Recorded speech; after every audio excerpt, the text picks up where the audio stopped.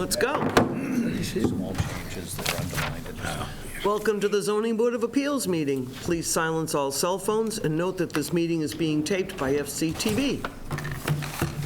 Any private party recording this hearing? If so, please step up to the podium to request permission. I'll introduce the board and staff. On my far right is Mark Finneran.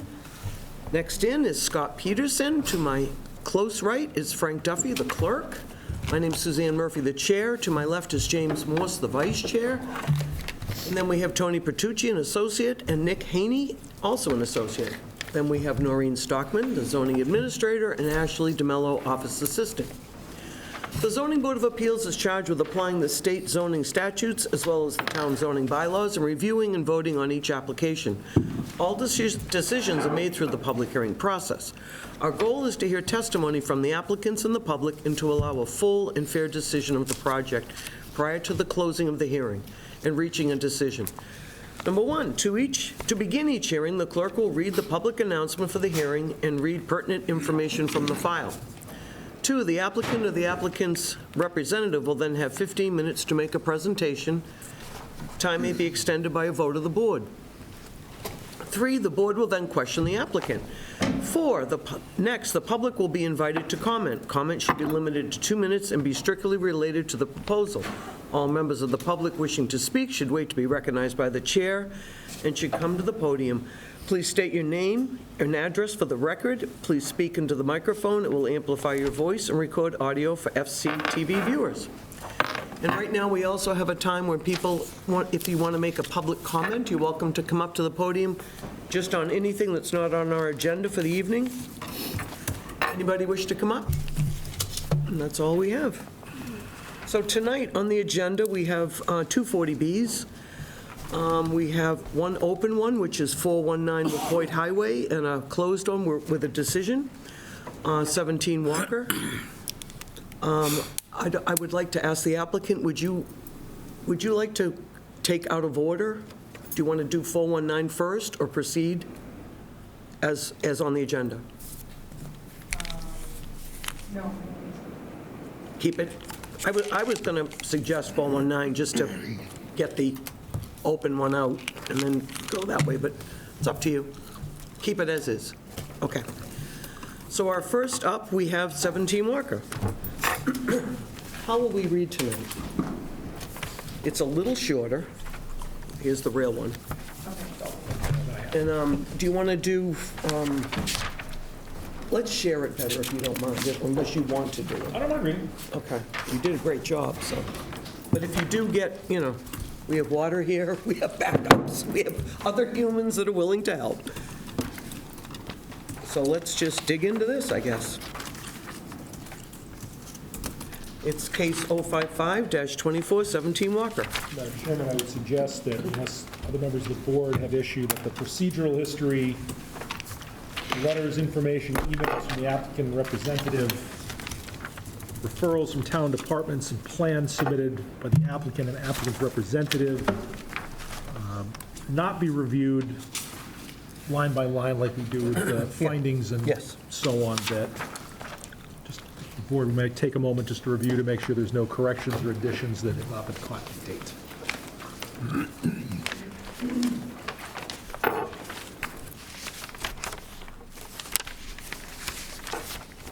Yeah, I don't see any revisions up till findings. No, I didn't note any Yeah, myself. Yeah. But I think we can just start at findings. Is that okay with everybody? Go ahead. Okay. You know, we're ready. Everybody all set? Yes. Take it away. Findings number 1, according to the last published subsidized housing inventory, SHI, issued by the Executive Office of Housing and Livable Conditions, EOHLC, dated January 1, 2024, prior to the submission of this application, the town of Falmouth had 8.13% affordable housing.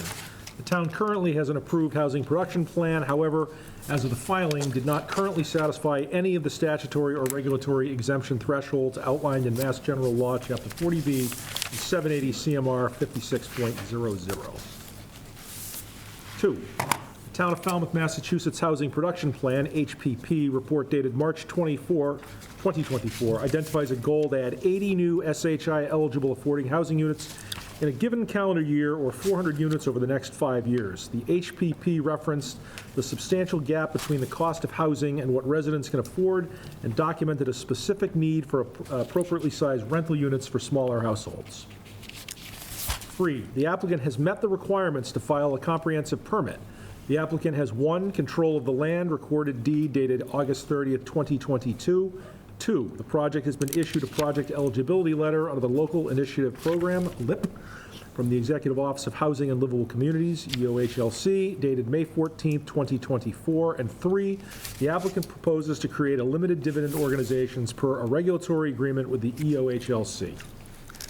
4, the town is in support of this proposal as referenced in the letter from Nancy Taylor, Chair of the Select Board, to EOHLC dated March 5th, 2024, and the town's approval of the LIP application by vote of the Select Board on February 26, 2024.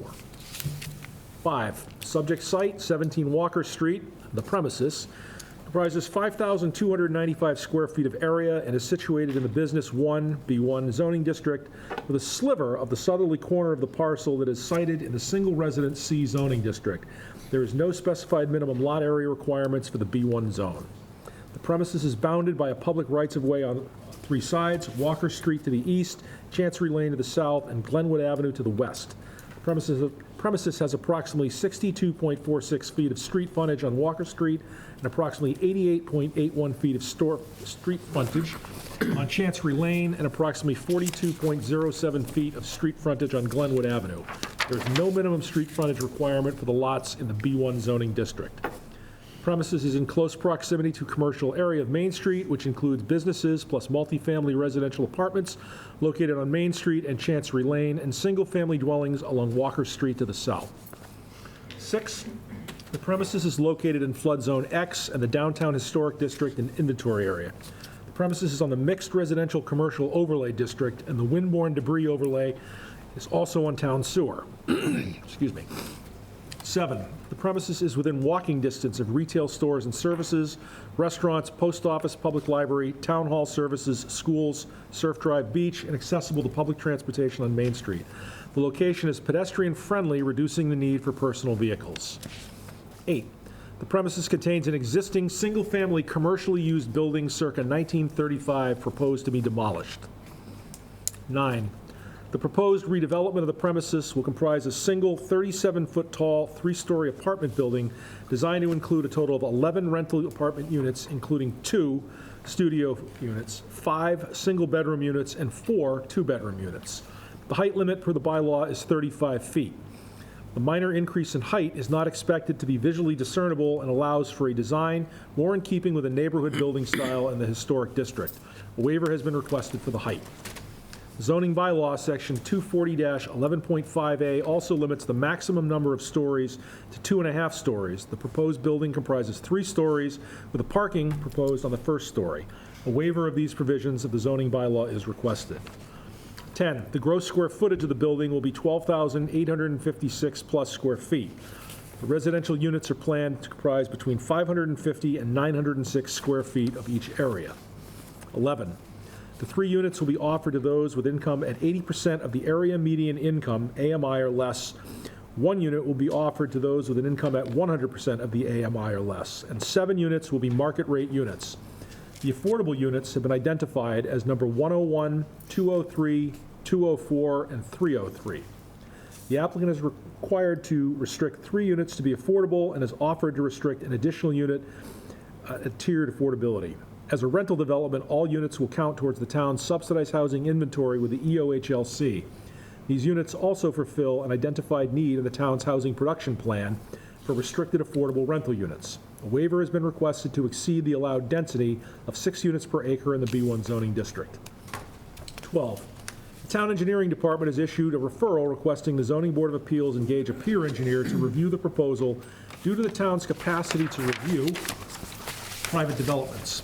Engineering identified that the applicant would not require a stormwater permit for the development. Engineering also commented on sewerage, water, parking and access, addressing of building units expected to be 17 Walker Street, followed by a unit number, and grading and drainage. 13, the board retained Matthew Cody of Beals and Thomas, 32 Court Street, Plymouth, Mass., to peer review the engineering for the project. 14, the housing coordinator issued a referral noting the size and affordability of rental units on the redeveloped site. 15, the fire department reported no issues with the project as submitted. 16, the Board of Health noted that the proposal is on town sewer under the wastewater division. 17, the assessor requested inspection prior to final sign-off by the building department. 18, wastewater has noted that there is sufficient sewer system capacity to accommodate the additional flow expected from this property. The project will require a flow-neutral bylaw variance. 19, the planning board issued a referral supporting the rental units but requesting a handicapped accessible unit. The planning board supported the location and access in the downtown area, but were divided about the aesthetics and sufficiency of the parking.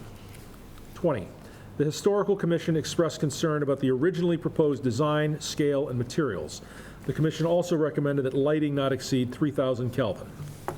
21, following concerns expressed by the historical commission and board members, a peer architect was retained to review the proposal and provide guidance to the project architect to optimize the development on the site. 22, Clifford J. Bomer, Davis Square Architects, 248 Elm Street, Somerville, Mass., was retained by the board to provide peer architectural review for the board and commented on suggested improvements, many of which were implemented to improve to fit into the context and architectural design of the area. Architectural elements of the area. Design, materials, and colors are utilized to break up the bulk of the building. 23, the premise is flat. It does not have any curb cuts serving the premises. Vehicle access occurs from Walker Street, Chancery Lane, and Glenwood Avenue directly into the parking areas. This condition is being eliminated as part of the redevelopment of the premises. The project site plan demonstrates vehicle access into the ground-level parking garage of the proposed building from Chancery Lane and Glenwood Avenue. The vehicle access into the premises from Walker will be eliminated. 24, per the bylaw, the parking requirement for the premises would be 1.5 parking spaces for each one-bedroom or studio unit and 2 spaces for each 2-bedroom. This would result in 19 required parking spaces for the residential units. The applicant proposes to provide 11 parking spaces plus a 20-foot wide maneuvering aisle within the enclosed parking garage at ground level. The parking garage will have 1 vehicle access off Chancery Lane to serve 8 vehicles and 2 vehicles access off Glenwood Ave to serve 3 vehicles. Public parking is available within walking distance of the premises. A waiver from the zoning board, from the zoning bylaws is requested for 8 parking residential spaces not provided. 25, the applicant proposes 3 EV-ready spaces within the parking garage. An area for vehicles providing deliveries to tenants has been identified to the southwest side of the proposed building within the layout of Chancery Lane, which has sufficient area between the southerly lot line of the premises and the traveled way to allow for delivery vehicles. 26, the existing lot coverage by structures is 14.8% and will be increased to 82.8%. The B1 zoning district limits the maximum lot coverage by structures to 70, section 240.11.3a. The RC zoning district limits the maximum lot coverage to 20% for structures, section 240-11.3a. A waiver of the provisions of section 240.11.3a of the zoning bylaw is requested as to the lot coverage by structures located in the B1 and RC zoning district. 27, lot coverage by structures, parking, and paving is currently 100% and will be decreased to 94.9%. The B1 zoning district limits lot coverage by structures, parking, paving to 90%, section 240.11.3a. The RC zoning district limits a maximum lot coverage by structures, parking, paving to 40%, section 240.11.3a. A waiver from the provisions of section 240.11.3a of the zoning bylaw is requested as to the lot coverage by structures, parking, paving. 28, the apartment building is proposed to be sited 2 feet from Walker Street at the east, 2 feet from Chancery Lane at the south, and 3.5 feet from Glenwood Avenue to the west. The B1 and RC zoning districts require a minimum front yard setback of 50 feet for multifamily dwellings exceeding 2.5 stories, section 240-11.4a1. A waiver of the provisions of section 240.11.4a1 as to front yard setbacks is requested. 29, the side rear yard setback of the proposed building from the north is 2 feet. The zoning bylaw does not require any side or rear yard setbacks of the B1 zoning district. The RC zoning district requires a minimum side yard setback of the building height for multifamily dwellings exceeding 2.5 stories and a minimum rear yard setback of 100 feet for multifamily dwellings. A small portion of the building is located in the RC zoning district at the southeast corner of the lot. The remainder of the building is in the B1 zoning district. waiver of the provisions of Section 240.11.42 as to side rear yard setbacks is requested. 30, premises is sited within an existing sewer service area. The existing flow has been calculated at 500 gallons per day based on the commercial, retail, and salon use. The estimated wastewater flow for the apartment would be 1,650 gallons per day. The increase, due to the change of use, exceeds 10%, requiring a variance pursuant to Section 180-55 of the town's sewer bylaw to be issued by the Zoning Board of Appeals as the permit granting authority. 31, the existing wastewater flow for the premises is 500 gallons per day and is proposed to increase to 1,650 gallons per day with a 15-bedroom apartment building. Because this exceeds 10% increase in the Title V design flow, a flow-neutral variance is required from the bylaw. The wastewater superintendent has estimated by memorandum dated August 21, 2024, that this project would bring the total projected average annual flow for the wastewater system to 81.3% of the permitted average annual flow for the sewer system, and that there exists sufficient capacity within the system to provide for the proposed residential development.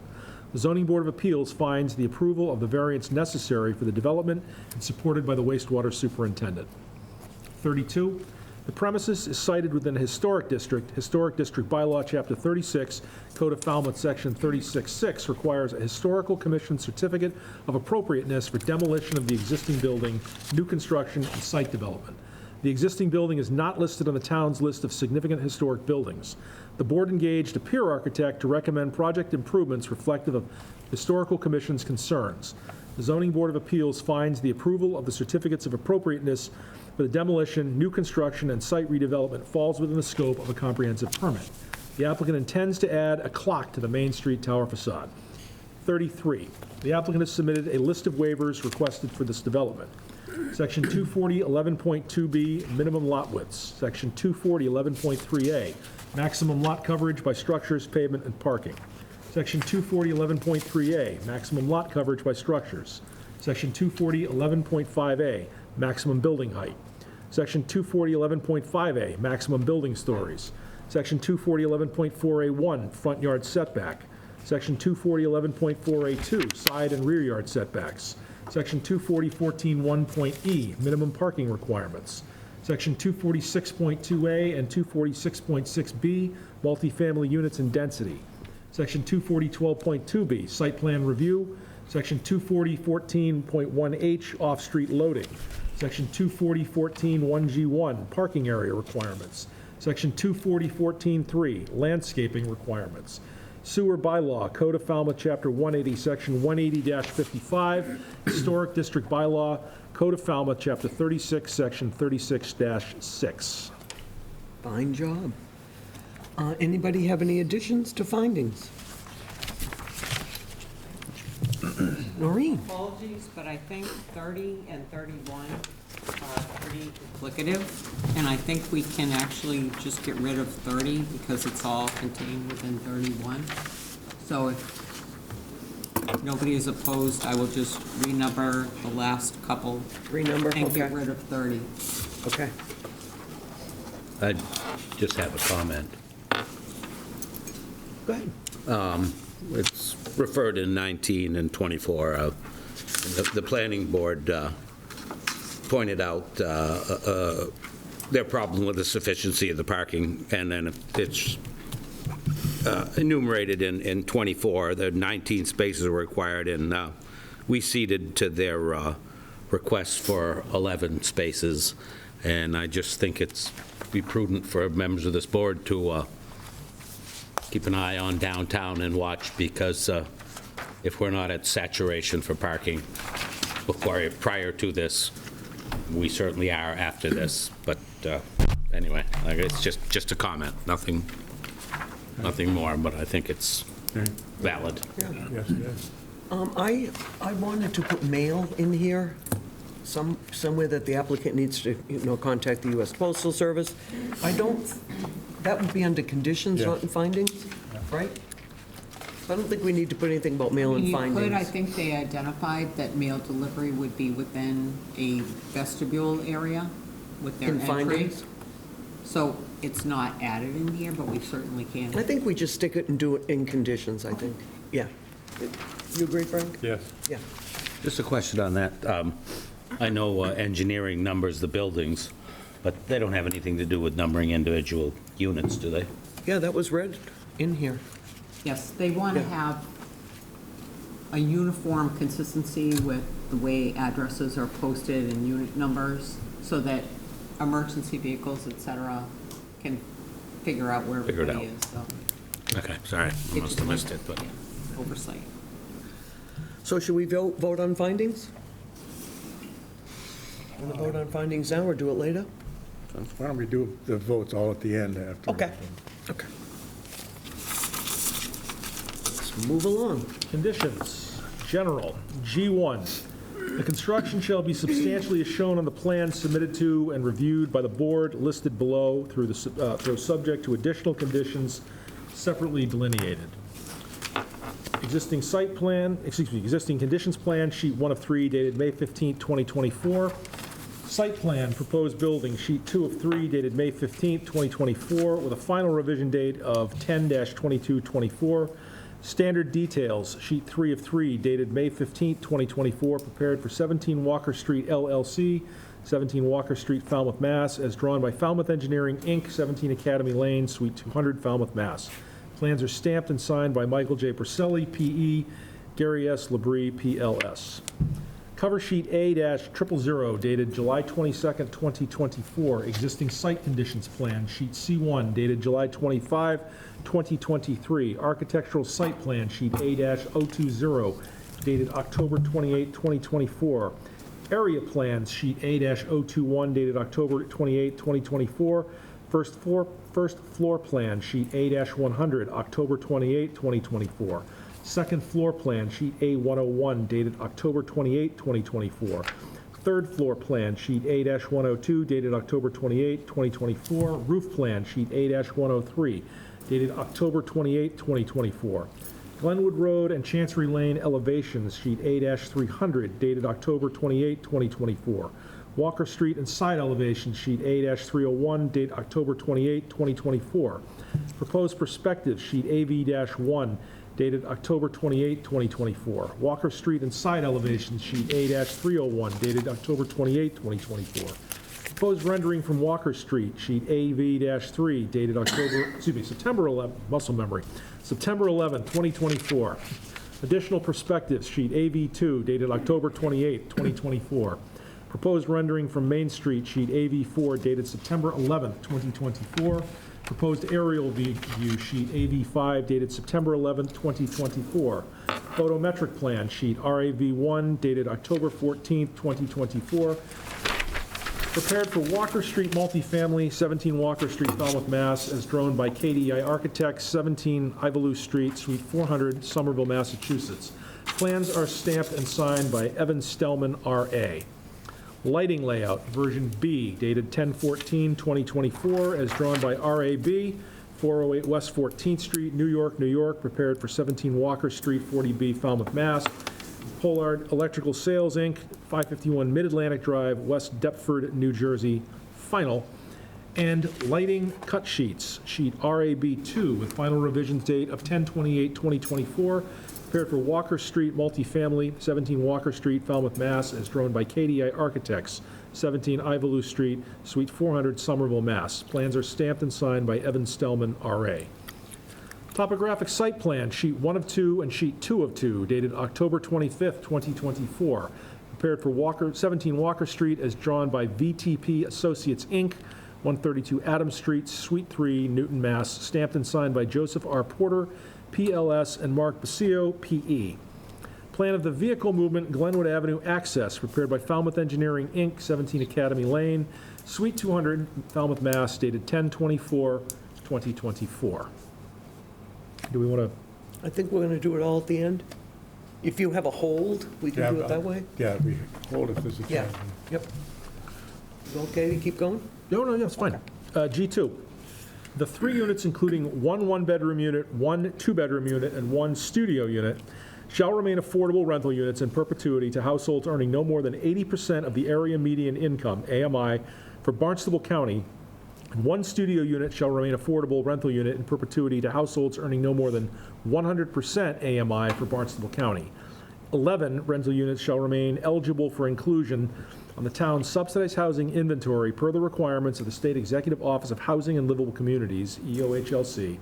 All affordable units shall be year-round tenancy. Market rate units shall be a minimum 30-day tenancy. The affordable units shall be evenly distributed through the building as approved by the EOHLC, and the affordable unit information shall be submitted to the Zoning Board of Appeals and thereafter to the Housing Coordinator. G3, there should be no additional bedrooms created within the new building, and no space may be converted to add additional bedrooms to any unit. Noncompliance with this condition shall be considered a violation of the comprehensive permit. G4, the comprehensive permit shall not be transferred without express written approval of the Zoning Board of Appeals in accordance with 760 CMR 56. G5, each condition in this decision shall run with the land and shall, in accordance with its terms, be applicable to and binding upon the applicant's successors, and assignees. G6, the height of the building shall be limited to 37 feet, including the elevator shaft. The applicant shall provide a height certification to the Building Department and Zoning Board of Appeals at framing. G7, where this comprehensive permit is granted specifically under Mass General Law, Chapter 40B, Section 20-23, allowing the override of local zoning, parentheses, density, there shall be no as-of-right changes made to the subject property. Any changes requested shall be properly submitted to the Zoning Board of Appeals as provided for under Mass General Law, Chapter 40B, and the associated regulations. G8, the development shall be limited to a maximum of 11 units with single building with a total of 15 bedrooms, including 2 studio units. G9, parking or storage of any unregistered vehicle, boat, recreational vehicle, or trailers on the premises is strictly prohibited. G10, there shall be no accessory structures on the premises, including sheds, due to lot coverage limits. G11, the site inspector, acting in town engineering's stead, will be specifically responsible for inspections as directed by town engineering, ensuring adherence to the requirements in soil erosion and sediment control standard conditions, Appendix A, including but not limited to the inspection and approval of the garage entries, exits, and stormwater appurtenances. Someone see. The site inspector will be specifically responsible to review the as-built plans for compliance with approved plans. G12, all the runoff is directed to the internal system. The system shall be constructed in compliance with the plumbing code as seen applicable by the plumbing inspector. G13, maintenance and repair of subsurface stormwater runoff control shall be in accordance with the operation and maintenance plan dated October 25, 2024, prepared by VTP Associates, Inc., maintenance and repair of the parking garage and parking garage entry exits, ways, as well as snow and trash removal from the premises shall be the responsibility of the applicant. G14, dark sky compliant lighting shall be provided and spotlights are prohibited. Any lighting installed to a side or rear of the building as required to meet code shall be installed in accordance with the applicant's lighting plan. 17 Walker Street, 40B, LTG layout, prepared by RAB for Pollard Electrical Sales, Inc., dated October 14, 2024. The parking garage, G15, the parking garage shall be constructed with Everserve springless security grill model 671S garage doors or substantially similar garage doors. Interior lighting on motion sensors shall be installed within the parking garage to minimize nighttime view. The applicant shall comply with any requirements of the building code adopted in Falmouth for one of the 3 designated EV-ready parking space to be EV operational if required by the adopted building code. G16, 12 secure covered bicycle parking spaces shall be provided as shown on KDI Architecture first floor plan sheet A-100 dated October 28, 2024. G17, the garage vehicle entrances shall be constructed with the following for pedestrian safety. A, 4-foot tall bollards at either side of the garage entrance on Chancery Lane and the northerly exterior side of garage space 1 and the southerly exterior side of garage space 3 off Greenwood Avenue. B, striping that extends from the garage entrances to the lot line. C, 1 voice notifier at the Chancery Lane garage entrance and 1 voice notifier at the Glenwood Avenue garage entrances to alert pedestrians of oncoming vehicles. D, Signage at the interior of Chancery Lane garage exit, signage at each of the interiors of the Glenwood Avenue garage exits to warn drivers of the pedestrian crossing. E, there shall be no exterior installation which limits line of sight for vehicles exiting the premises. G18, all residential units will be Group 1 adaptable dwelling units pursuant to the Massachusetts Architectural Access Board, MAAB, requirements that regulate unit adaptability for persons with disabilities. G19, the applicant shall provide the Zoning Board of Appeals with a copy of the audited cost certification of the development within 180 days of the completion of construction. G20, any changes from the plan submitted and approved by the Zoning Board of Appeals shall be submitted to the Zoning Board of Appeals for approval prior to the implementation of said change. The zoning administrator may make a determination as to whether the changes are substantially as shown on the approved plans referenced in G1 above and essentially minor in nature and can be approved administratively, or whether the applicant must submit the change to the ZBA pursuant to 760 CMR 56.0511. Changes made prior to an approval may be subject to a full hearing and are at risk that the ZBA may deny the request, subjecting any unapproved construction to be ordered undone. G21, this comprehensive permit shall be a master permit which shall subsume all local permits and approvals normally issued by local boards. The Board of Health and Conservation Commission are excluded from this provision with respect to permits and approvals issued pursuant to state laws or regulations. G22, this permit shall lapse 3 years from the date on which the decision is filed in the town clerk's office if a substantial use of the comprehensive permit is not sooner commenced, except for good cause shown, as determined by the Zoning Board of Appeals. G23, this permit shall not take effect until a copy of the decision bearing a certification of the town clerk that 20 days has elapsed after the decision has been filed in the office of the town clerk with no appeal being filed, or that an appeal has been filed within such time is recorded in Barnstable Registry of Deeds. Any person exercising rights under a duly appealed comprehensive permit does so at risk that the court may reverse the permit and that any construction performed under the permit may be ordered undone. You good to keep going? Yep. Prior to site work. Madam S1. Chair, I just, again, just another comment. But under G2. G23? G2, G2. yeah. At the very last, the bold. I mean, we approve this market rate unit shall be a minimum 30-day tenancy. And I just want to point out again, for the future, kind of a caveat, there's nothing that precludes this gentleman from making this like an extended day hotel, an Airbnb, and it would certainly skew the parking situation that we have in the wrong direction, and I think it's just, again, we're at capacity, something that in the future, anything like this, we should keep a close mind to. Well said. Okay, where are we? Prior to 15. site work. Prior to site work. Prior to site work, S1, there shall be no access to the premises by workers prior to the approved construction hours of 7 a.m. or after 7 p.m., Monday through Saturday. No Sunday or holiday hours are allowed absent an emergency. All construction vehicles shall remain strictly on the subject property and not obstruct sidewalks or park on abutting streets. Construction vehicles are prohibited from idling on or near the premises outside of construction hours. During construction, efforts shall be undertaken to minimize impacts on abutters, including securing dumpsters, stabilizing soil, guarding against erosion from a rain event, utilizing wash stations, and ensuring that public roadways are kept clean in compliance with the town's soil erosion and sediment control standard conditions 8/2020 Appendix A with the Zoning Board of Appeals as the permitting authority. The site shall be secured from predicted wind, rain, or snow conditions. The applicant shall consult with town engineering, site inspector regarding protection of town roads, installation of a wash station, and dust management during construction, and shall comply with general engineering requirements. The applicant shall provide an erosion control plan to be approved by the town engineering and a copy to the site inspector, which is a requirement of street opening permit. I'm going to put a hold on that one. Thank you, Madam Chairman. S2, the applicant shall show the transformer and electric lines on the plan submitted for a building permit with a copy to Town Engineering and the Zoning Board of Appeals.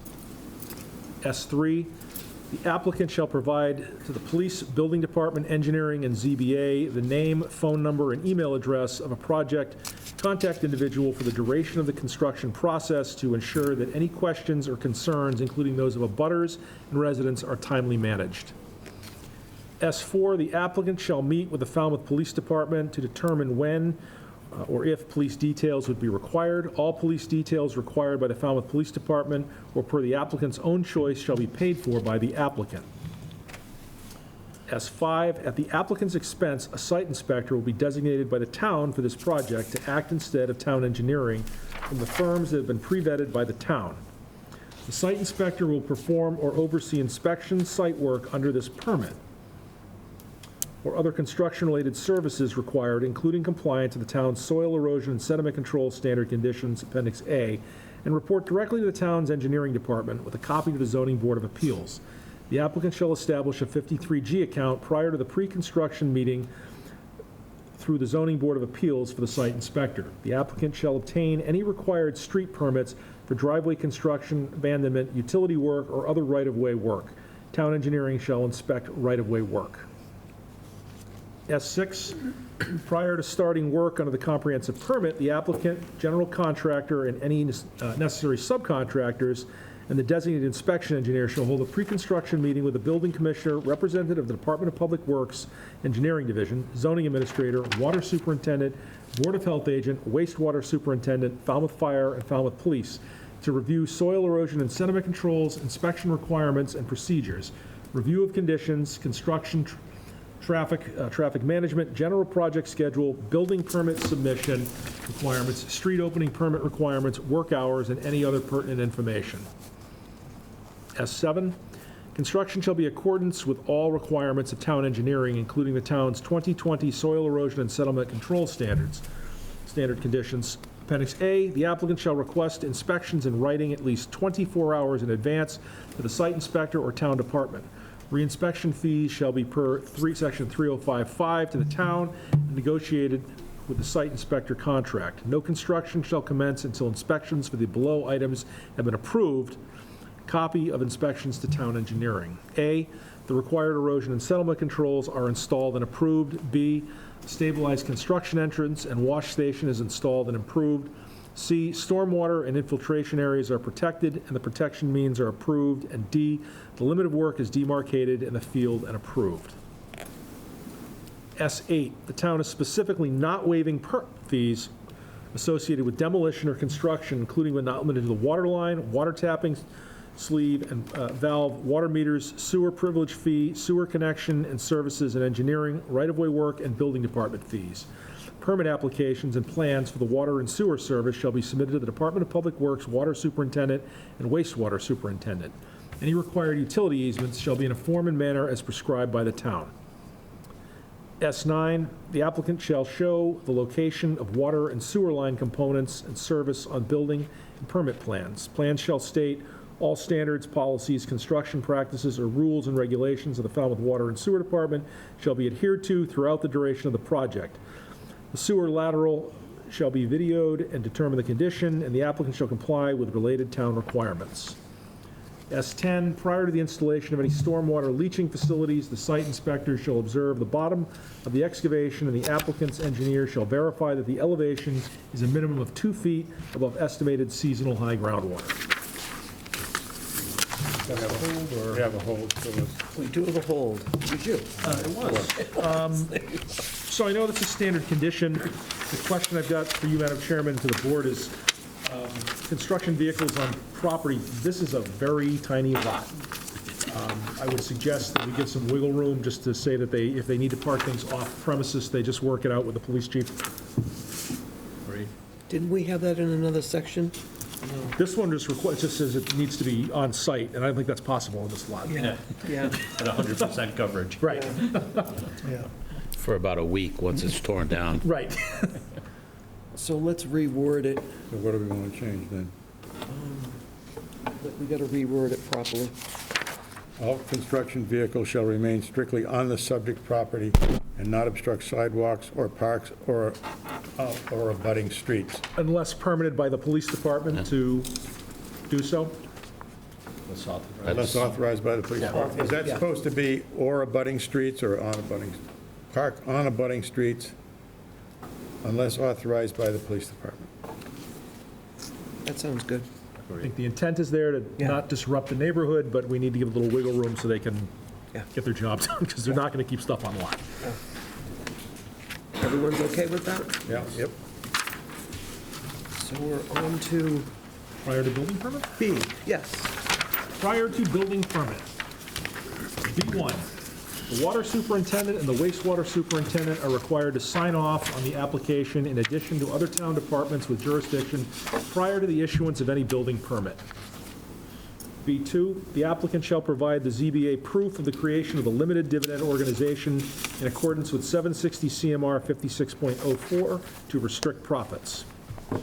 B3, prior to the issuance of a building permit for the building or unit, the applicant is required to provide the board with a copy of the EOHLC final approval of the project in accordance with the comprehensive permit rules, 760 CMR 56.04, and the guidelines, including Part 3 concerning affirmative fair housing marketing and resident selection. The applicant shall prepare a final draft of a monitoring agreement or MassDOC's affordable housing restriction that includes monitoring, and a property management agreement, and submit said draft to the board for approval as to form by town council. B4, water and sewer service applications shall be made as required by the water superintendent and the wastewater superintendent, including any plans or meter requests. B5, the building permit plan shall be designated around the parking, and if another column is required, it shall be added to the construction plans without affecting the parking arrangement.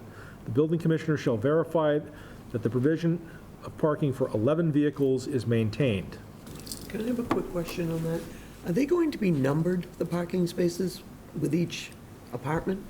I don't think it was discussed. I think. How can you do it if they don't have enough? What? How can you do it if they don't have enough? It's going to be catch as Point. catch can, and then Point. find it on Main Street. Okay. That's all I, I mean, I would assume they're going to assign because there's only one per unit, right? So, Yeah. yeah, okay. We don't need a condition or anything on that. It's up I to Is that don't- up to I the don't feel. developer? How about only tenants are authorized to use the parking facility? Because that'll preclude anybody from outside or a visitor using it, because we have problems enough with 19 spaces, because it's certainly going to be an issue. But I don't know how we could ever enforce that. No, Once it's built and in use, I mean, it's a locked, they would be- locked garage. they would be enforcing Yeah, it, they though, at have least to they'd have- have something to point It's to. gated, I so- think you have to have something to get in, though, right? Fob or something. Yeah. I don't want to, Yeah, I think we just leave it. I was just asking my about the only concern with numbers. the parking is just to make sure that you're not telling an affordable unit, you're not getting parking, just to make sure that it's Right. fair, equitably distributed amongst the apartments. Right. But- And how are you going to do that?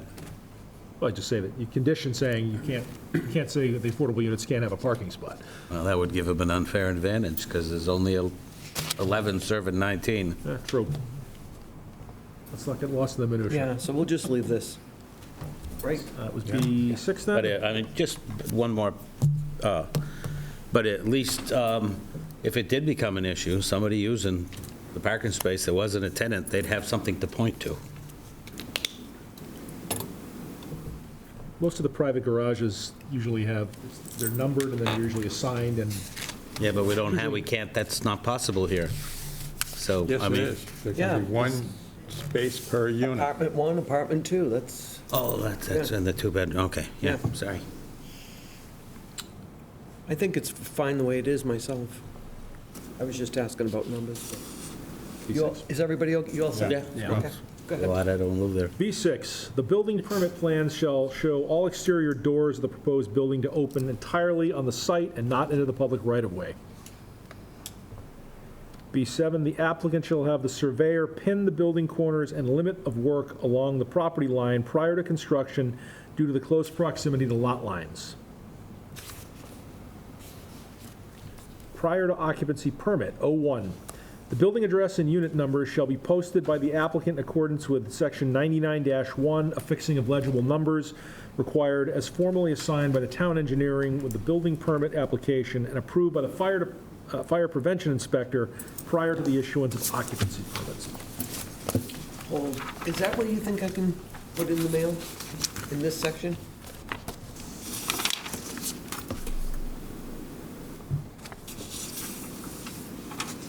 Or do you think it should be in the last one?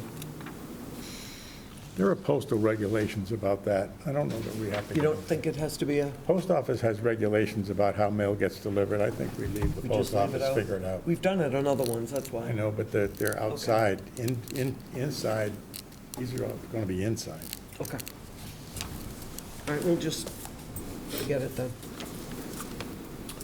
02, a certified as-built plan shall be provided to the building department, copy to ZBA, and site inspector for review for conformance to the approved plans prior to the issuance of the certificate of occupancy.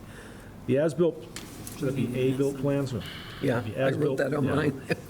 The as-built plans, with a correction there, shall be an overlay on the site layout plan with the addition of the proposed stormwater management system structures and pipes added to serve as the approved base plan, plus water and sewer lines and components. Any deviations from the approved plan shall be clearly shown in red line over the base plan, which should be faded back for clarity. The as-built shall be certified by both licensed surveyor and a registered engineer that the work was performed in conformance with the approved plans and all permits. 03, final lottery agent, lottery plan, and marketing plan shall be submitted to the Zoning Board of Appeals prior to the issuance of a certificate of occupancy. 04, as-built drawing shall be submitted to the water superintendent and include any ties for valves or fittings on the water main with water pressure testing provided. As-built drawings shall be submitted to the wastewater superintendent, providing sewer information, including swing ties from buildings corners to any sewer cleanouts, locations of manholes, and sewer invert elevations at building and at each manhole. 05, the final certificate of occupancy shall not be issued until all required site work, including drainage or other improvements, are completed as confirmed by the site inspector. The developer shall request the inspection engineer to issue an email to the Zoning Board of Appeals confirming completion and compliance with all requirements under their oversight. The developer may request that the ZBA consider a bond for the value of any incomplete work to ensure that the work is completed in accordance with plans. 06, any light trespass from the premises onto Glenwood Avenue, Walker Street, or Chancery Lane created by the project shall be addressed post-construction prior to the issuance of the certificate of occupancy. It may be necessary to eliminate light trespass. The applicant shall install a clock on the Main Street facade of the tower.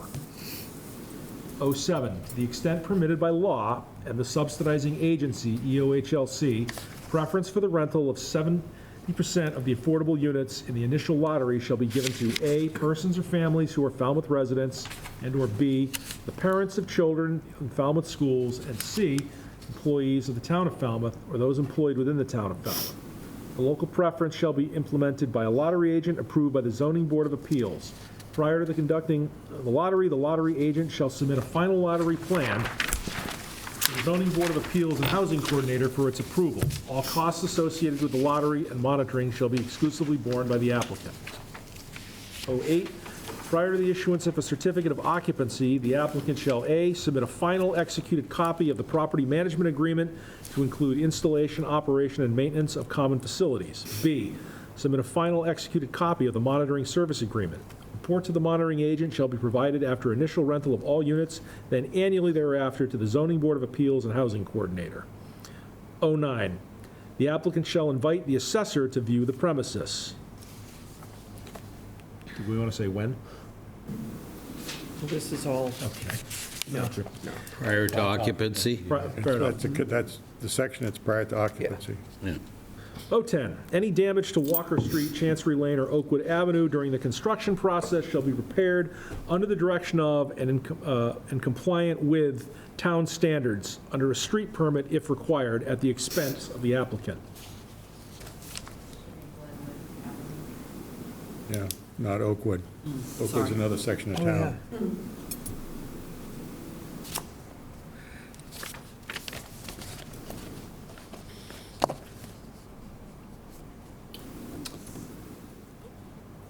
So now read, any damage to Walker Street, Chancery Lane, or Glenwood Avenue during the construction process shall be repaired under the direction of and in compliance with standards under a street permit if required at the expense of the applicant. Waivers. W1, any waiver not requested or voted by the Zoning Board of Appeals is deemed denied. The board finds that the need for affordable housing outweighs the local concerns and votes as follows on waivers requested. Do we want to? Do we want to vote on the conditions before we do waivers, or just keep We going? go through the whole thing, then we can do all the Okay. component parts, and at the end, we can have a vote for the We'll permit. keep going. W2, Section 240.11(2B), minimum lot width. W3, Section 240.11.3A, maximum lot coverage by structures, pavement, and parking. Lot coverage by structures, parking, paving is currently 100% and will be decreased to 94.9. The B1 zoning district limits lot coverage by structures, paving, parking to 90%, Section 240.11.3A. The RC zoning district limits a maximum lot coverage by structures, paving, parking to 40%. W4, Section 240.11.3A, maximum lot coverage by structures. The existing lot coverage by structures is 14.8%. It will be increased to 82.8%. The B1 zoning district limits the maximum lot coverage by structure to 70%, Section 240-11.3A. The RC zoning district limits the maximum lot coverage to 20% for structures, Section 240-11.3A. W5, Section 240.11.5A, maximum building height. The B1 and RC zoning districts limits the maximum building height to 35 feet. The minor increase in height at 37 feet is not expected to be visually discernible and allows for a design more in keeping, with the neighborhood building style and the historic district. The zoning bylaw, Section 240.11.5A, also limits the maximum number of stories to 2.5 stories. The proposed building comprises 3 stories, with parking proposed on the first story.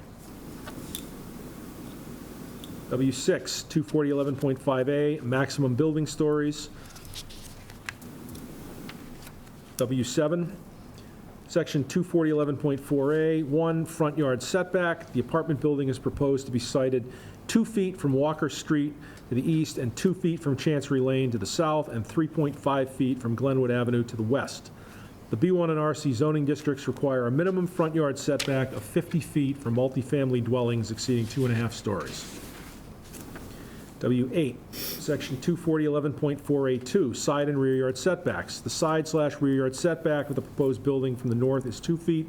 The zoning bylaw does not require any side or rear yard setbacks in the B1 zoning district. The RC zoning district requires a minimum side yard setback of the building height for multifamily dwellings exceeding 2.5 stories and minimum rear yard setback of 100 feet for multifamily dwellings. A small portion of the building is located in the RC zoning district at the southeast corner of the lot. The remainder of the building is in the B1 zoning district. W9, Section 240-14(1)E, minimum parking requirements. Per the bylaw, the parking requirements for the premises would be 1.5 parking spaces for each 1-bedroom or studio unit and 2 spaces for each 2-bedroom unit. This would result in 19 required parking spaces for the residential units. The applicant proposes to provide 11 parking spaces. W10, Section 240.62A and 246.6B, multifamily units and density. These units fulfill an identified need in the town's housing production plan for restricted affordable rental units. The applicant is required to provide 25% affordable units, 3 units. The applicant is providing an additional tiered affordable unit. The zoning bylaw requires a special permit from the Zoning Board of Appeals for multifamily dwellings in the B1 zoning districts at a density of 6 units per acre. The proposed density for the project site exceeds this requirement. W11, Section 240-12.2B, site plan review. Mass General Law, Chapter 40B directs the Zoning Board of Appeals to stand in the stead of the Planning Board for site plan review, including for a new development on a lot that would add 1,000 square feet or more of gross floor area, or which would, under Section 240-12.2B, Table of Minimum Parking Requirements, require a total of 5 or more parking spaces based on both existing and new development. W12, Section 240-14(1)H, Off-street loading, an area for vehicles providing deliveries to tenants has been identified on the southwest side of the proposed building within the layout of Chancery Lane, which has sufficient area between the southerly lot line of the premises and the traveled way to allow for delivery of vehicles. W13, Section 240-141G1, parking area requirements. A waiver from the zoning bylaws is requested for 8 parking residential spaces not provided. Public parking is available within walking distance of the premises. The zoning bylaw also provides that the zoning board may authorize parking reductions. W14, Section 240-14.3, landscaping requirements. W15, sewer bylaw. Code of Falmouth, Chapter 180, Section 180-55, the wastewater superintendent has reported that there exists sufficient capacity within the sewer system to provide for the proposed residential development. A variance in lieu of the select board is required due to the septic increase exceeding 10%. W16, Historic District Bylaw, Code of Falmouth, Chapter 36, Section 36-6. Very nice. Fine job.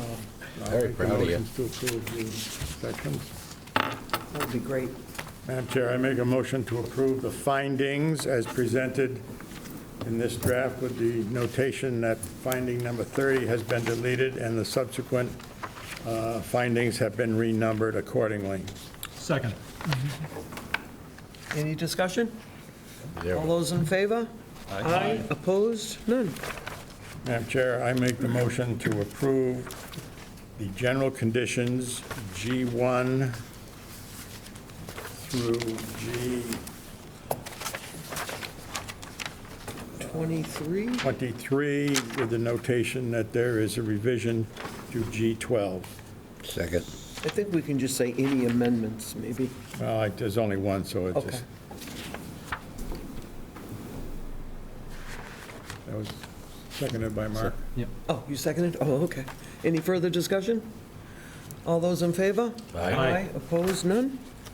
Madam Chair, I move to approve the conditions designated prior to site work with the notation that paragraph S1 has been amended to add after the phrase "or park on abutting streets" the words "unless approved by the Falmouth Police Department." Second. Any discussion? All those in favor? Aye. Opposed? None? Madam Chair, I move to approve the conditions designated prior to occupancy permit. No, wait, there's B, Building permit. building permit. Building permit. Yes, I move to approve the conditions designated prior to building permit B1 through B7 as presented. All second. Any discussion? All those in favor? Aye. Madam Chair, I move to approve the conditions designated prior to occupancy permit as presented, being conditions 01 through 010, with the note that on condition 010, Oakwood Avenue has been correctly identified as Glenwood Avenue. And O2 had a typo too, Okay, the as-built. okay. Oh, the A-built is Yeah. as-built? All right. And I'll second that. Any discussion? All those in favor? Aye. Opposed? None? Madam Chair, I move that the board approve the waivers designated W1 through W16 as presented. I don't think we had any amendments or anything, right? changes. No changes. I'll second. And a second by Scott. Any discussion? All those in favor? Aye. Opposed? None? Now to wrap it all up, Where is that wrap-up section? I make a motion to grant the comprehensive permit under Mass General Law, Chapter 40B, for the redevelopment of 17 Walker Street, Assessor Map 47A, Section 08, Parcel 013, Lot 000, Falmouth, Massachusetts, or the premises, to include demolition of the existing building and construction of an apartment building containing a total of 11 residential units, 4 of which shall remain affordable in perpetuity as provided herein based on the above stated findings and with the following voted conditions. Second. Second by Mark. Any discussion? We have to All have a those- roll- I think we have to have a roll call. Oh, roll call. Have a motion and a second, we'll roll call. Mark? Finneran, aye. Peterson, aye. Duffy, aye. Murphy, aye. More side. And that's it. Wow. We are done. Good job, thank you. That was a great job. Thank you. That was a very good decision. Yeah, nice job. Nice job on that. Very much so. All right, moving on, we have 09724 Falmouth Housing Trust, 419 Wacoit Highway.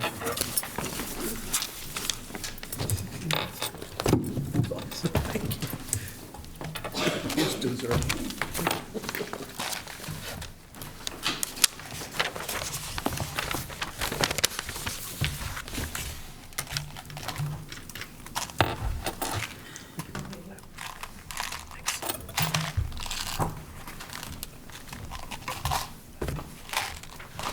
Thank you for the record. I'm Laura Moynihan, the Executive Director of the Falmouth Housing Trust. So I think we are just here to try to understand what the plan is. I submitted the draft decision on December 19th. I haven't received any comments back on it, so I don't know what the status is on that. We did receive a demolition permit from the building department, so I'd like to just file that for the record. Great, thanks. Thank you. And just for the record, while the hearing's still open, I did review our application. We did not request approval from the zoning board for demolition. I don't think that's necessary because we're not in a historic district.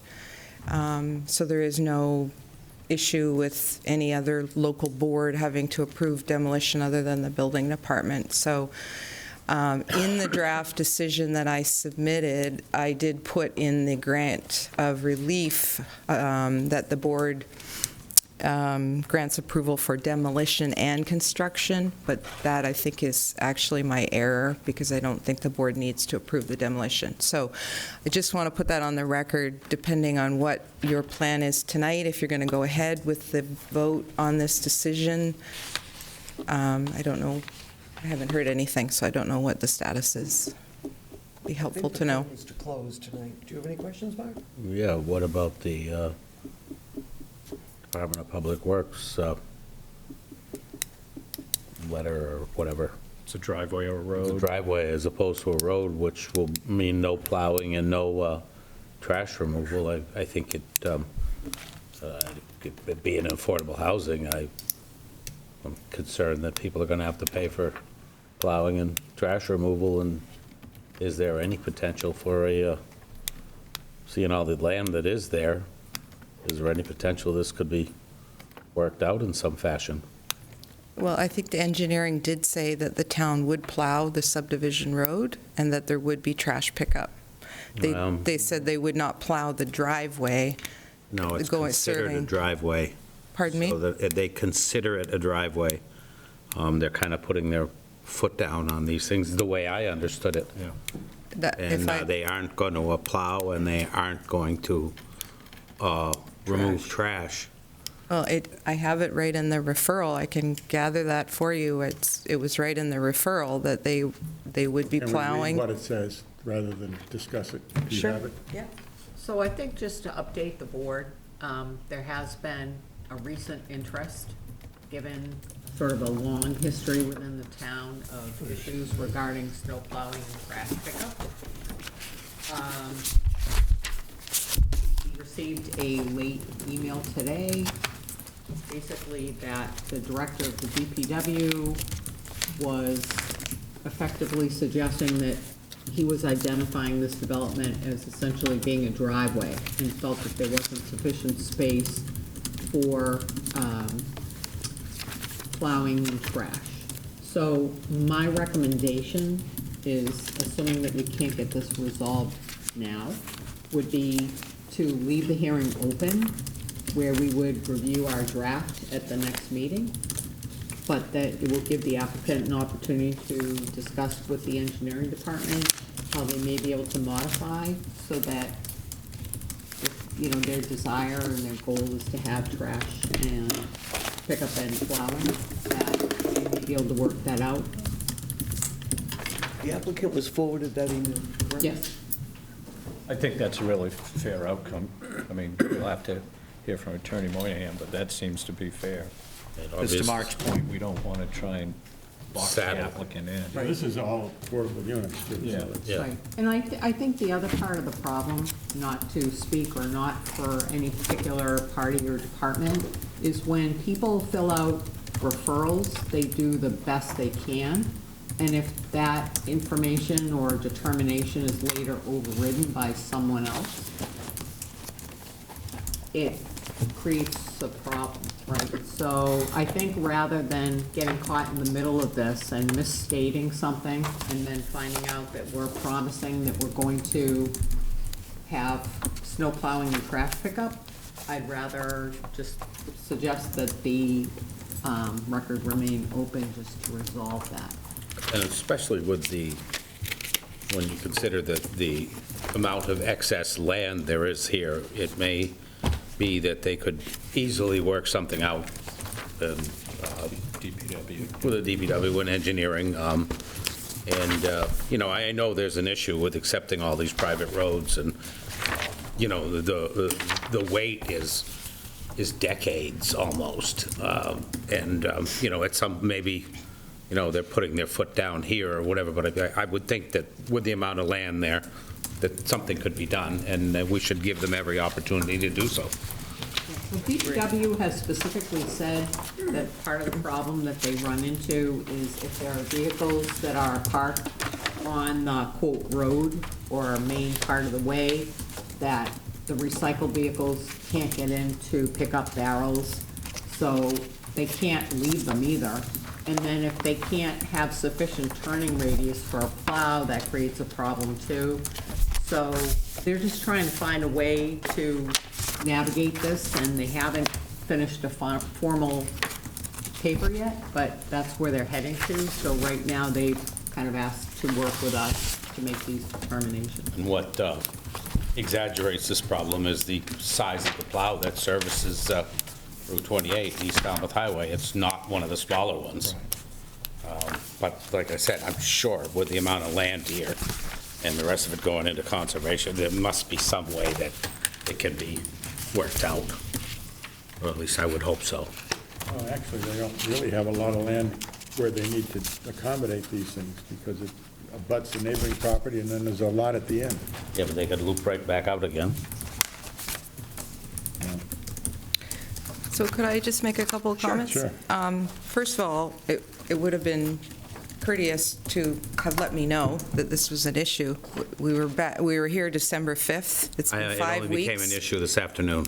Well, I didn't even get notice of it this afternoon. I mean, Right. people know how to reach me. I read it a and half an hour before I got here. So now I'm leafing through, but I did find in the engineering referral, the submitted plan was provided to the town's trash pickup company for review. Trash and recycle pickup would be provided curbside for these homes. That's October 7, 2024. And I know that there is also a statement in that referral that the snowplow would be provided on the subdivision road, but not on the driveway serving lots 3 and 4. So obviously, you know, we are trying to move this project along. It's unfortunate that this has just come up today, you know, so we don't have any time to address it. So now what are we looking at, another 4 weeks, 5 weeks of a continued hearing? I mean, that's really that far out. unreasonable. It's 2 weeks. Yeah, no, we were looking at 2 weeks. So what I mean, the road was designed to subdivision standards for the reason that the DPW and engineering department wanted it to be to subdivision standards. And the plan is to have the town take over the road. So there was a lot of Not time. considered a road. It's considered a driveway by town standards. And I mean, what you read How is earlier that? said It's- that it was going to be reviewed, and this latest is probably a subject to that review. Okay, if you think about it, the subdivision regulations require a 44-foot road layout. They require a 22-foot wide road with berms on either side. We did not request any waivers from those requirements because the road is designed to meet the subdivision regulations. So to say it's a driveway, I don't think that's accurate. It meets the subdivision regulations. So this was just based on an email that we received today. Maybe you could read it into the record so I could know what it says. My email to you at 1:44 today, I write, "Hi Laura, we have information from Peter McConerty today, noting that he views this development as a driveway. With the subdivision plan shows the upper road leg as a driveway and drainage easement. He indicated that there is no turnaround for plow or trash trucks at the end of the side leg road, which would result in the town not providing plowing or trash." And then I wrote, "Due to scheduling, we're discussing date, et cetera." He said leg.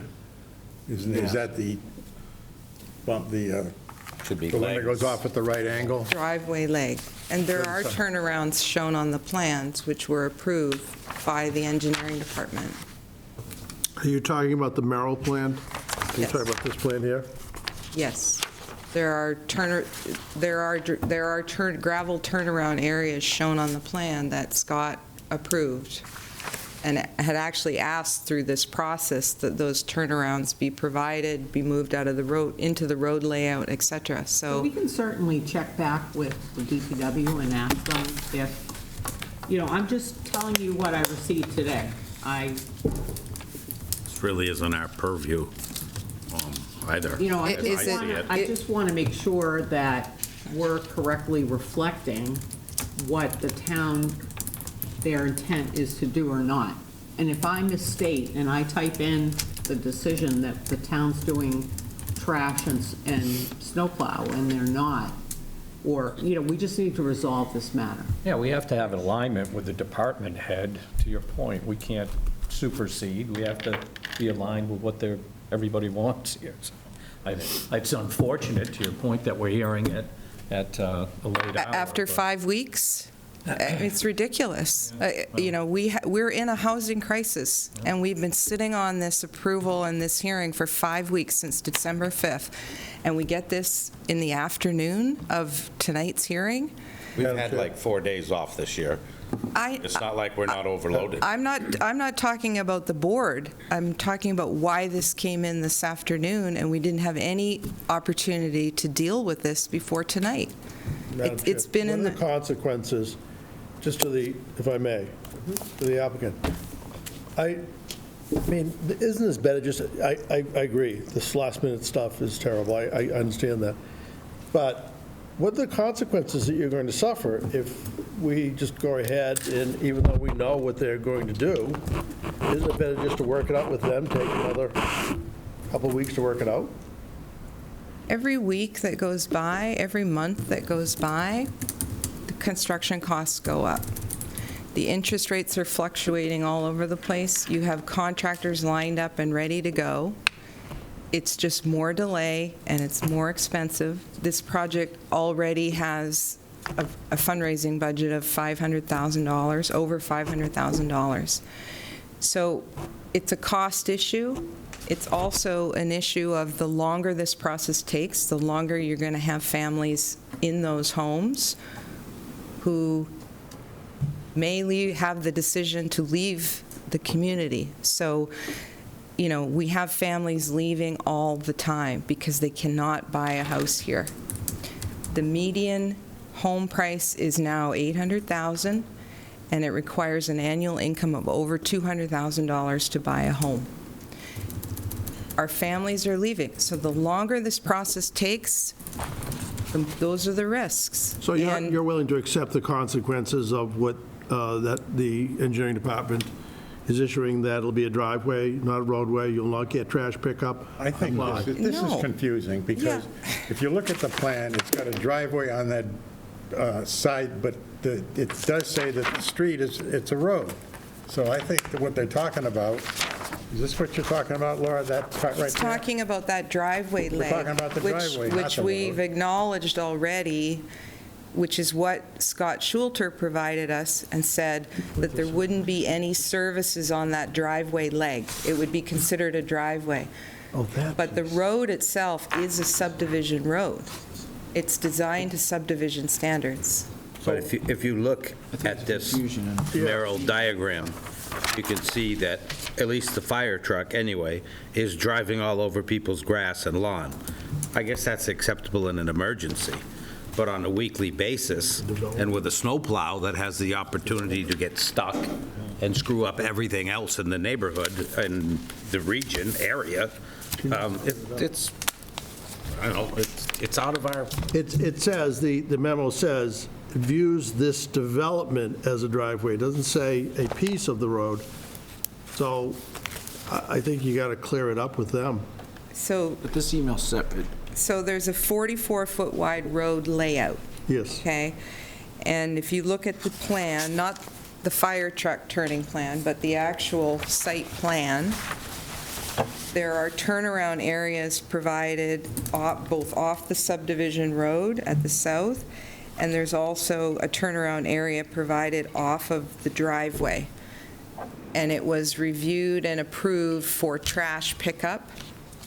Based on those turnarounds, the trash company reviewed the plan and said, yes, they could get in there and maneuver with those turnarounds.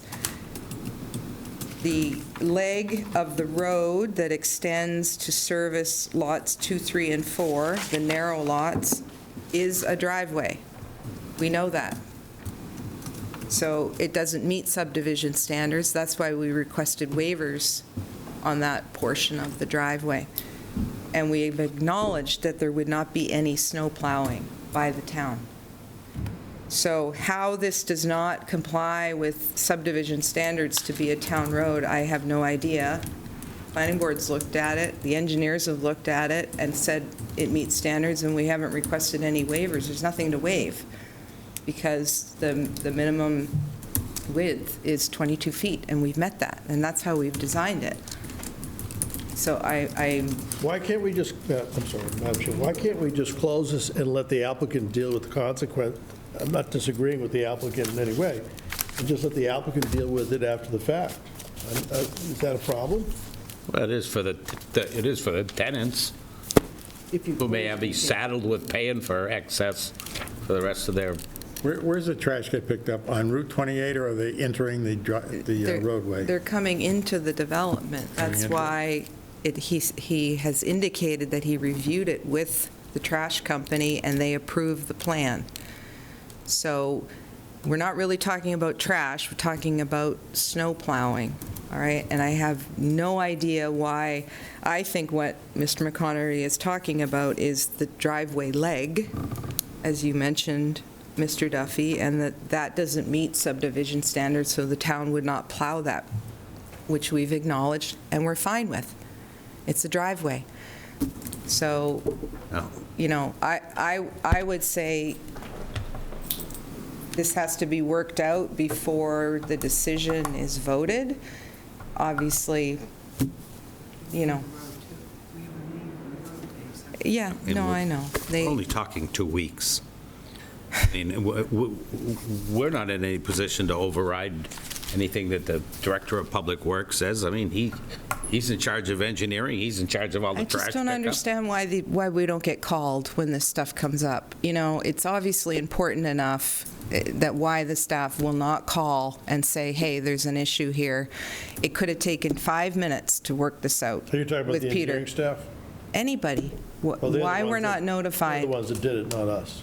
So we received a late email today, and it was What time was forwarded- that at? It was forwarded out at like 1:44. Oh, okay. That's not late. We hate getting stuff at the last minute, too. Is there any way we could order a draft for review with this to be decided at the last minute? Well, what I'm thinking is that the intent was to review the draft on February 6th, and we could certainly have do that. a Ready. reply or, All right. perhaps it was misread, but that was the information that was transmitted to me. I'm a little confused because haven't we been dealing with Scott Schluter up until today? Suddenly we get an email from Peter McConerty, and I'm wondering if they had got their signals crossed. Right, well, I think part of the problem here is that this whole issue about private driveways, private roads, roads that can be accepted by the town, has been something that has been on the DPW burner for a while.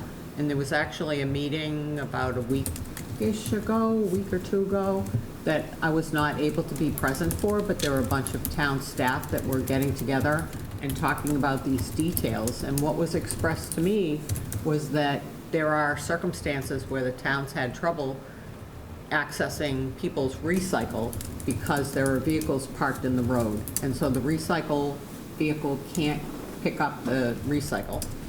And then there have been complaints by the town plowing if something's too narrow. So I think this is all sort of hitting at the same time.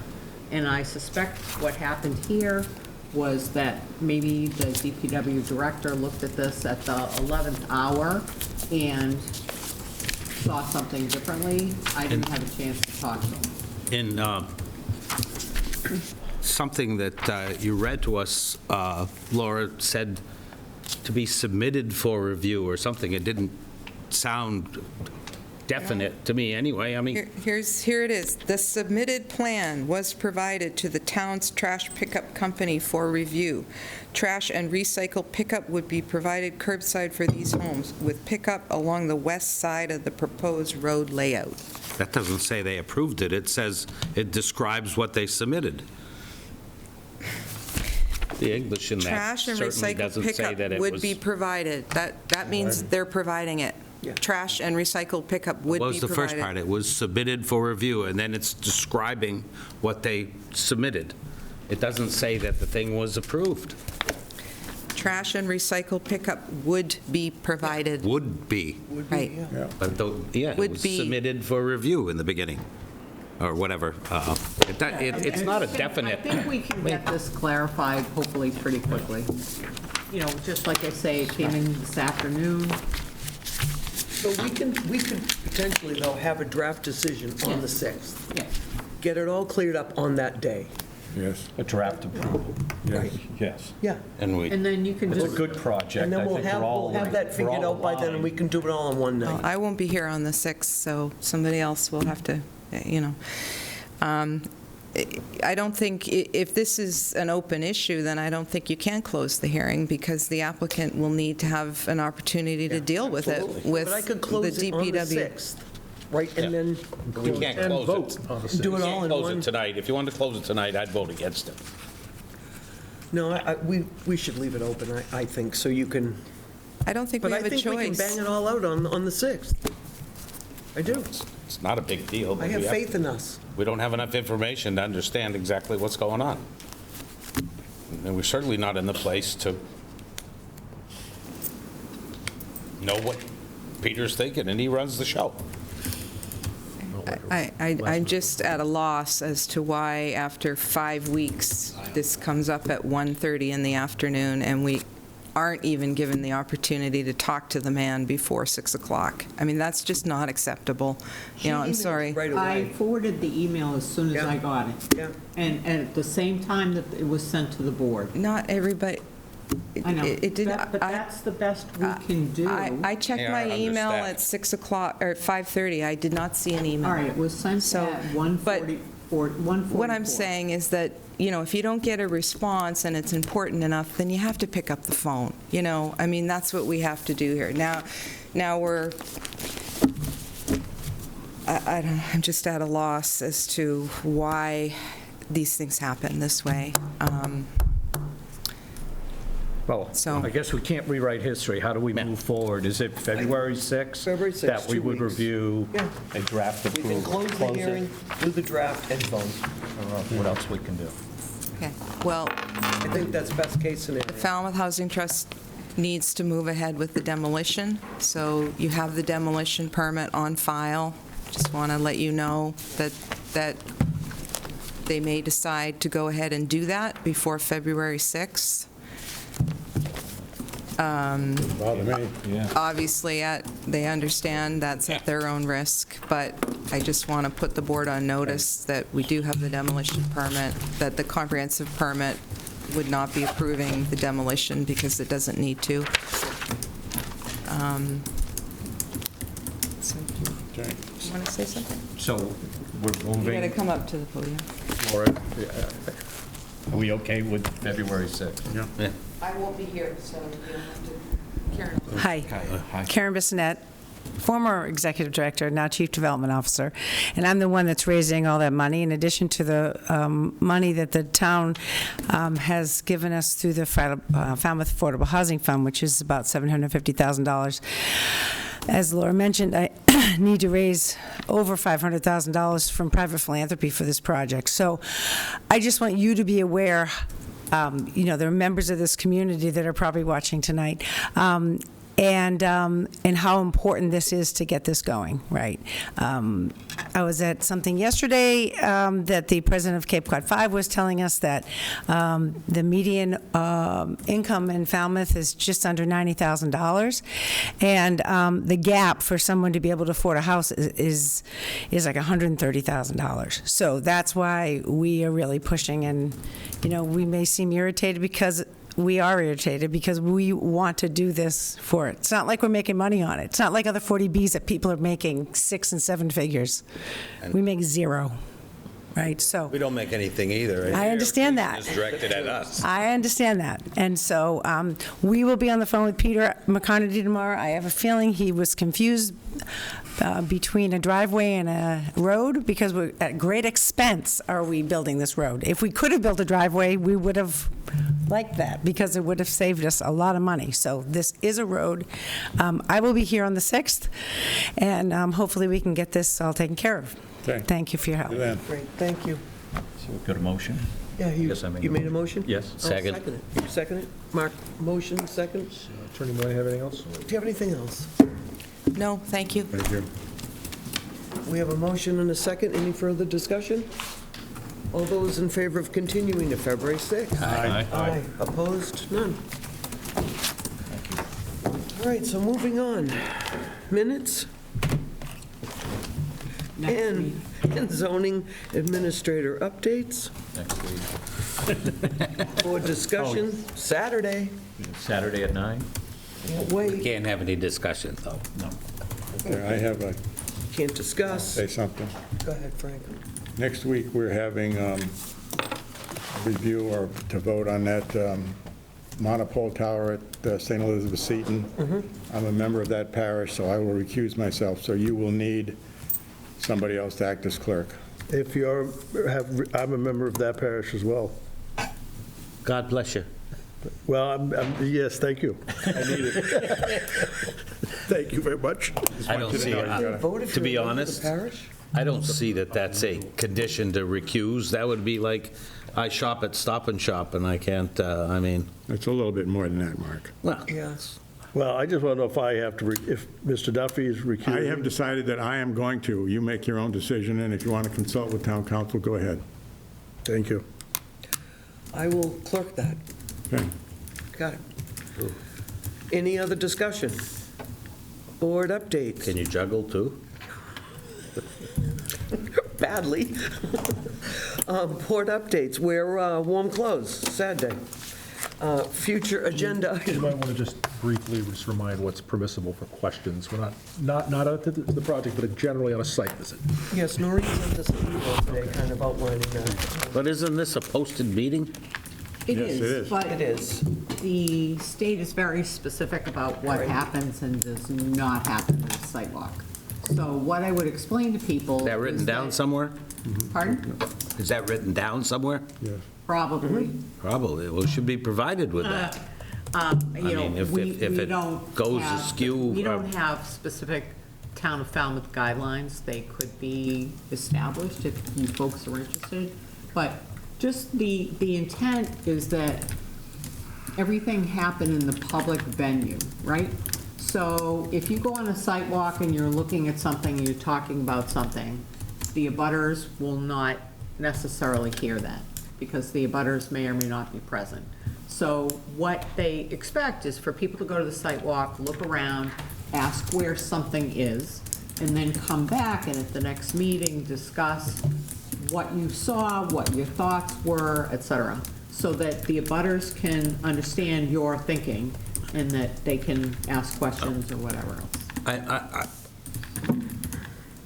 It's been my experience over the last 25 years that the town's sometimes definition of the open meeting law is a moving target. And if the state has some kind of guidelines, I think they should be provided to us, written.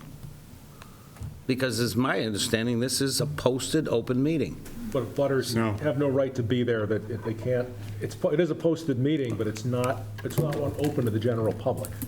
Where's this written? It sounds like we're making it up on the fly. It is clear. It is clear. It is Where? clear. All I want to see is Well, where get it's the open written. meeting law manual and take a look. It's right in there. You can't have a discussion at a site visit. The sole purpose is to take a look and familiarize yourself with the property. Okay, so it is written, like, they're right. That answer would have, Through you, Madam Chairman, should be, again, placement of the roadway, four corners of the lot, questions about the topography, questions about, Where puddling might be. exactly, anything that was Things like elicited at the public hearing or so on. But we can't, you're not supposed to engage in discussion with the developer, you're not supposed to engage in discussions with any abutters who might be there. It's just literally Or saying, each other. where is the roadway going to be? Okay, this is where this proposed building is going to be, this is the four corners of the lot, this is the topography that we talked about at the meeting, where there's a significant rise or decrease, just literally those things. We can ask the applicant questions. Yes, site related. Are the abutters invited? That I has don't not think we know. been made eminently But it's- clear. They don't have to be. Saturday. They don't have to be. Okay. Just wondering. It's private property, so it sounds it's like at we're the quite developer's ill-prepared for this. Saturday at 9, correct? Yes. Thank you. And are we meeting, like, right off Yeah, meet on Brick Hill where that Road. pile of dirt is, like? That's not supposed to be there. We'll meet there. See you at the pile of dirt. Okay, future agenda items. Did I already do that? And our next meeting is on January 30th at 6 PM. And Mark, Motion It's your to moment. adjourn and watch the hockey game, that's right. perhaps. Second. Second, we have a motion to adjourn, a second. All those in favor? Aye.